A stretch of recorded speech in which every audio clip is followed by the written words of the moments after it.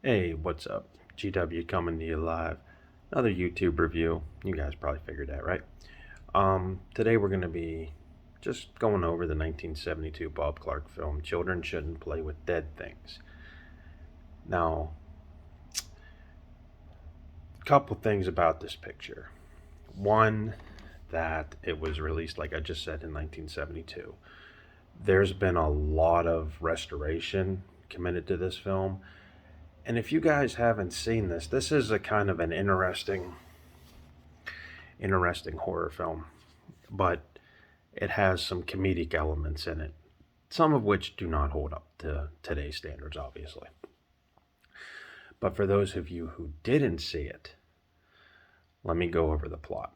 It concerns a group of theater actors who go into a cemetery who practice a satanic ritual of sorts to bring the dead back to life so they can control them. And apparently they dig up a corpse and they have fun at the corpse's expense. And the last half of the movie is your typical zombie rampage movie, where the zombies, just are everywhere, they're attacking everything. And it's pretty good. It's an interesting movie, but it was done for kids, obviously, back in the day because it had a PG rating. So, and the other thing is, if you guys don't know Bob Clark, he's the legendary director of Porky's and Porky's 2. And he also did this in a movie called Death Dream, which is a 20 or 30-minute short horror film. You guys should check that out. I think he also did Black Christmas. In fact, I'm pretty sure of it, the 1974 Black Christmas movie. Bob Clark died in a car crash earlier. I think it was 2017, maybe. Not sure, but he is no longer with us. He did plan on making a remake of this film, but it never came to fruition. He figured if he could make this film, you know, with more special effects, maybe better makeup, it would hold up a little bit better. But that never, like I said, that never came to be. So, we'll talk about the characters.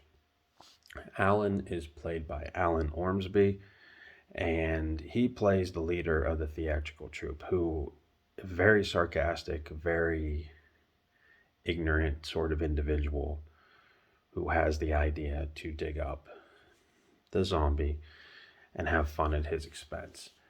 His girlfriend in the movie called Val is played by Valerie Mamchis. Now, all these actors are Bob Clark's college friends, believe it or not. And this film was shot in 14 days.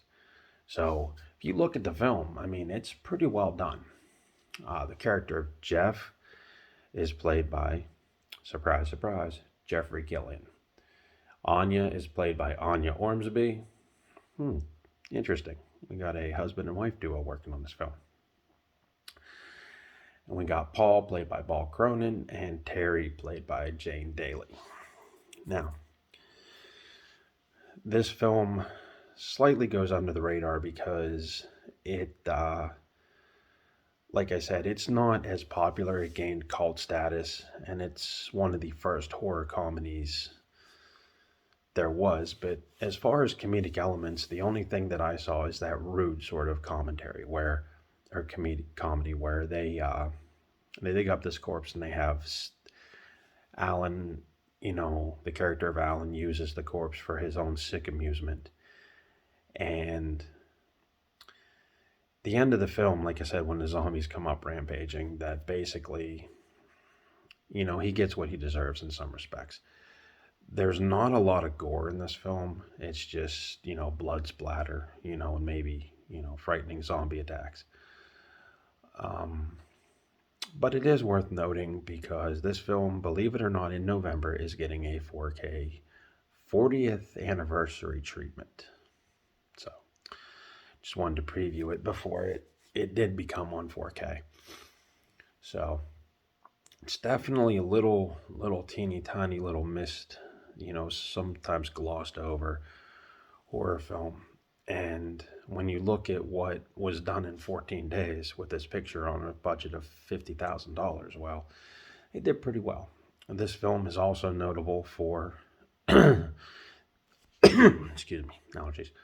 This film is also notable for the closing credits, where zombies board a sailboat and they're headed for New York City. And there's no dialogue, there's no mention of what happened, but just the way it's shot, it stands out. It's one of the picture's highlights. Another thing that I think is pretty interesting in this film is the makeup. The zombies look like something out of a George Romero film.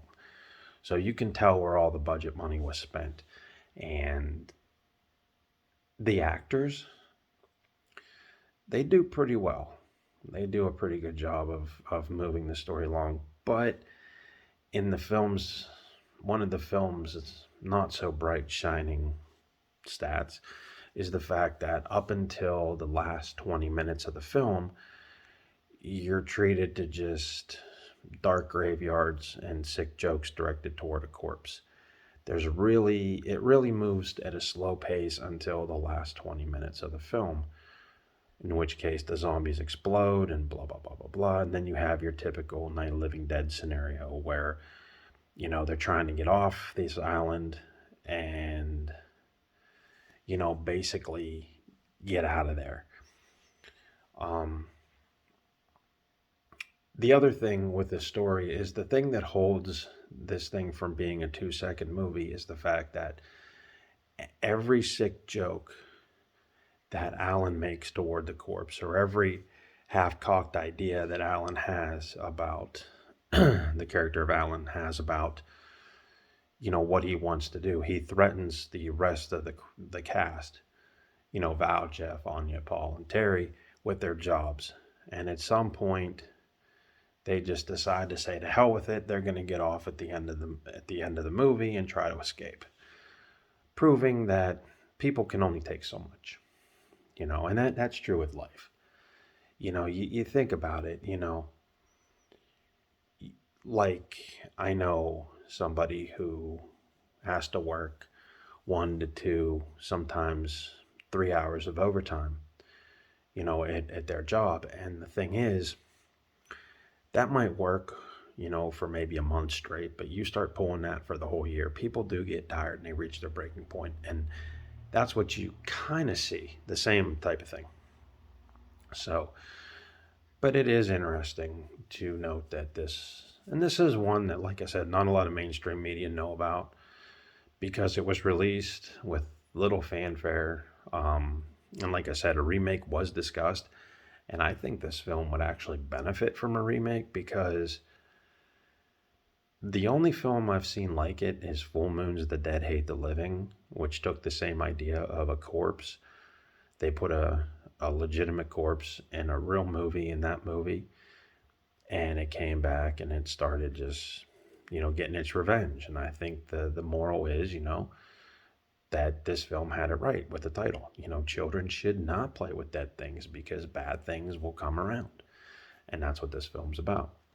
But if you haven't seen it, it's kind of an interesting zombie film. It's not your run-of-the-mill, radioactive, mist causes zombies to come up and the whole movie's about a zombie massacre. This is actually well built up, well thought out. And the idea that this character of Alan wants to raise the dead by performing sick jokes on a corpse and using him as in a ritual.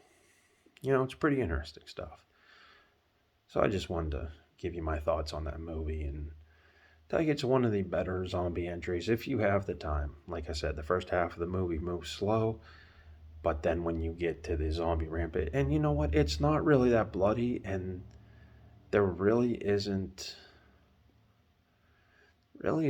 too many cuss words. I mean, it's a PG, but it was one of those in the 70s where it was like, a very tame PG, with the exception of some blood and some zombies, Interesting movie. Another thing that I just found out is Tobe Hooper's son, and you guys know Tobe Hooper. Tobe Hooper's son actually made a unmade Texas Chainsaw Massacre prequel. Why this film hasn't been seen is because basically funding, and there's a character in there called Chop Top. Well, Bill Moseley played him in, the 1985 Texas Chainsaw Massacre 2, and he hasn't been seen since. The character, rather.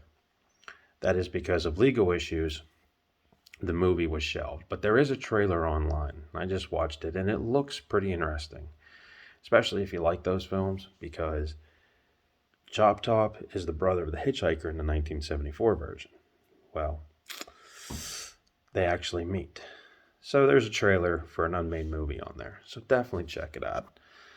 And that was my pick for the day. So again, big shout out to Casey, Emily, Brian, my buddy James, my dude Connor, everybody. Just want to say, hey, thank you. We'll be back next week, hopefully with a Top Gun Maverick review. Peace.